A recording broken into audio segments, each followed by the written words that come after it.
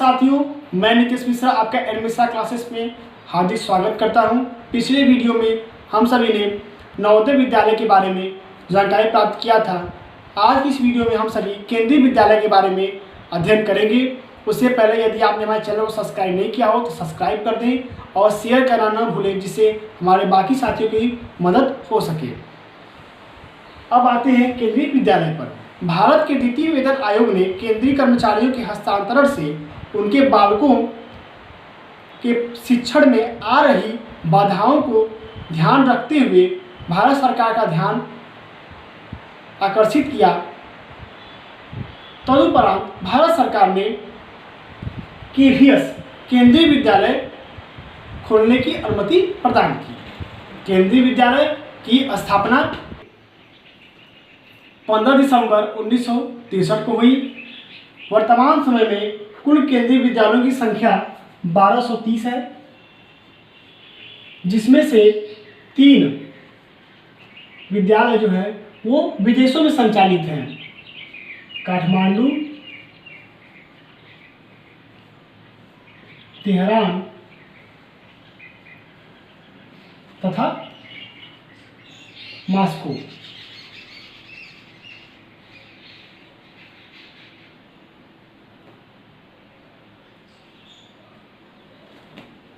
Kathmandu, Tehran तथा Moscow में ये 3 विद्यालय विदेशों में कार्य कर रहे हैं। कुल मिला के विद्यालयों की संख्या 1230 है।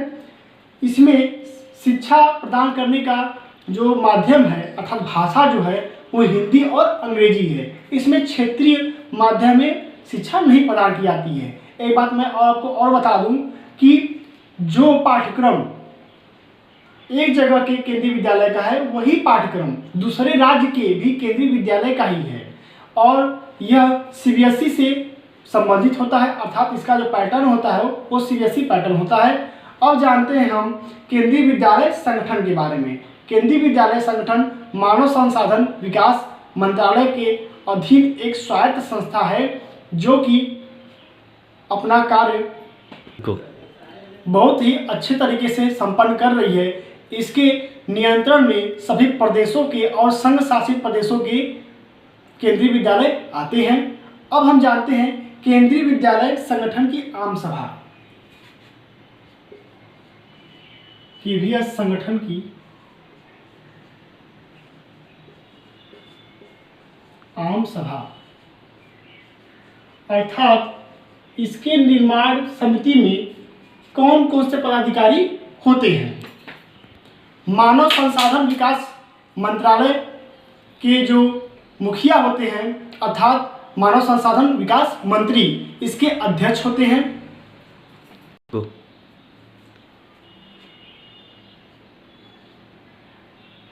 Ministry of human development and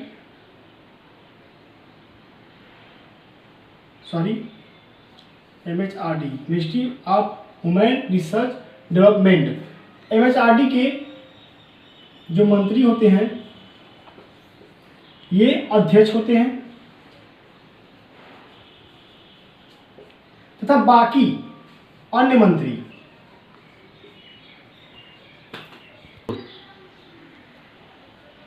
उपाध्यक्ष या डिप्टी चेयरमैन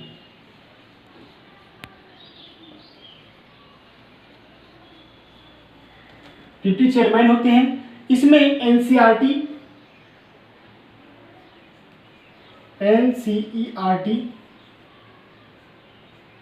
संसद प्रतिनिधि,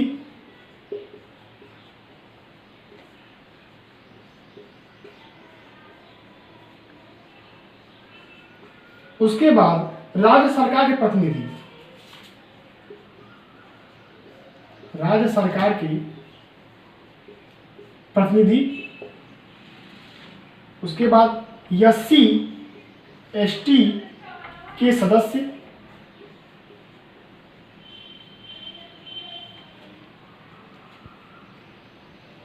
और सबसे अंत में केंद्रीय माध्यमिक शिक्षा बोर्ड के सदस्य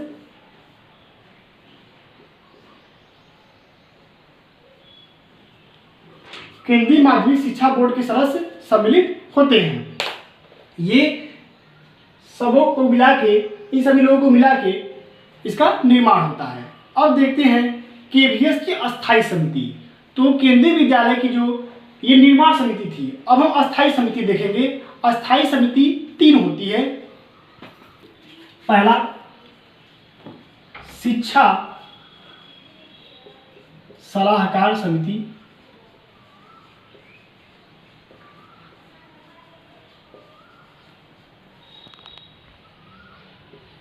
दूसरा, वित्त समिति।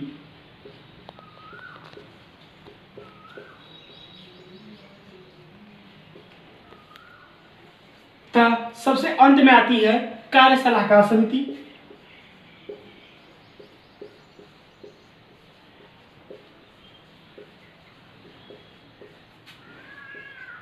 अब हम इन सभी तीनों के बारे में जानेंगे कि इसका क्या क्या कार्य है।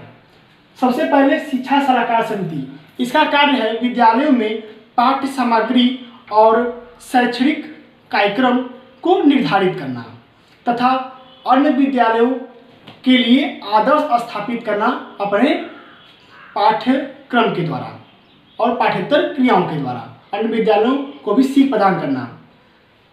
अब है वित्त समिति, इसका कार्य होता है संगठन के लेखाओं एवं बजट की समीक्षा करना और नए जो कार्य होने वाले हैं उनके व्यय को निर्धारण करना।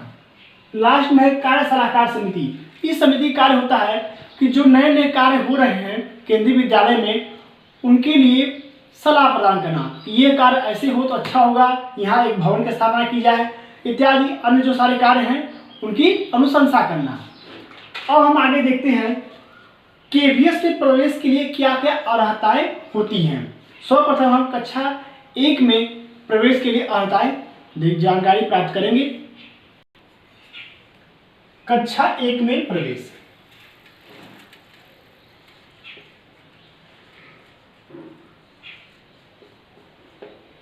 कक्षा 1 में प्रवेश के लिए कोई भी अर्हता निर्धारित नहीं की गई है।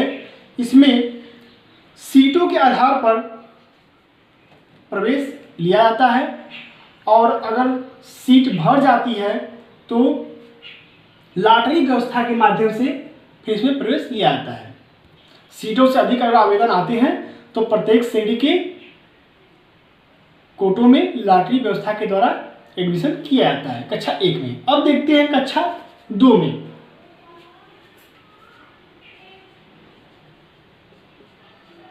कक्षा 2 में प्रवेश कैसे होता है? यह जो प्रवेश होता है यह कक्षा 2 से लेकर 8 तक चलता है, यही नियम। कक्षा 2 से 8 तक यही नियम चलता है। तो कक्षा 2 में प्रवेश कैसे होता है? कक्षा 2 में प्रवेश वही जो कक्षा 1 में नियम है, प्राथमिकता के आधार पर उसी तरह प्रवेश होता है। सिर्फ इसमें बस शर्त यही लग जाती है कि बच्चे को हिंदी, गणित और सामाजिक विज्ञान की परीक्षा देनी होती है और प्रत्येक विषय में 33% अंक प्राप्त करना अनिवार्य होता है तथा SC/ST की कैटेगरी के बच्चों को 25% अंक प्राप्त करना अनिवार्य होता है इसमें दाखिले के लिए। अब हम देखते हैं कक्षा 9 में प्रवेश। कक्षा 9 में प्रवेश,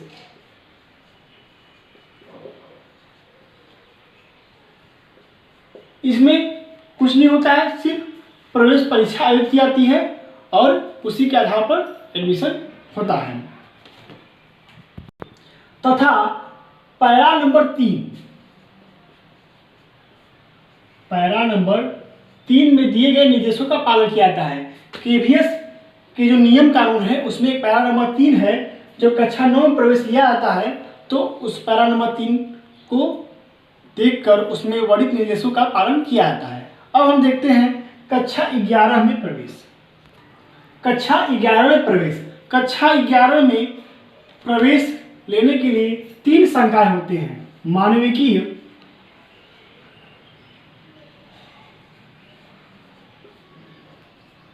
कला तथा विज्ञान। इन तीनों संकायों में प्रवेश होता है। जो छात्र गणित में सर्वाधिक अंक प्राप्त करता है उसे प्रवेश दिया जाता है।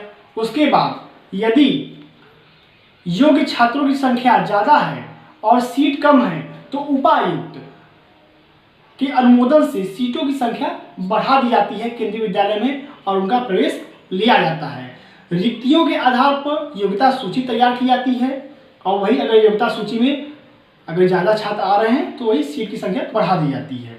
कक्षा 10 एक शर्त और है कि कक्षा 10 में प्राप्त CGPA के आधार पर भी इसमें प्रवेश होता है। अब हम जानेंगे गैर केंद्रीय विद्यालय के छात्रों का प्रवेश केंद्रीय विद्यालय में कैसे होता है, अर्थात जिनके माता पिता सरकारी नौकरी नहीं कर रहे हैं, केंद्रीय विद्यालय की नौकरी नहीं कर रहे हैं, तो उनका प्रवेश उसमें कैसे होता है। तो उनके लिए सिर्फ एक ही शर्त होती है कि उन्हें अगर सीट बच जाती है तो विज्ञान तथा कला संकाय में, विज्ञान तथा कला वर्ग में कम से कम उन्हें कक्षा 10 के छात्र हैं तो उन्हें विज्ञान और कला में 8 CGPA और अगर वह मानविकीय संकाय के छात्र हैं तो उन्हें 6.4 CGPA प्राप्त करना होगा। यह गैर केंद्रीय विद्यालय छात्रों के प्रवेश के लिए नियम है। उन्हें 8 CGPA और 6.4 CGPA मानविकीय संकाय में प्राप्त करना होगा, तभी उनका एडमिशन कक्षा 11 में हो सकता है। धन्यवाद। अब आएगी वीडियो में हम KVS के गुण और दोष के बारे में अध्ययन करेंगे। यदि वीडियो अच्छा लगा हो तो अपना प्यार जरूर दें।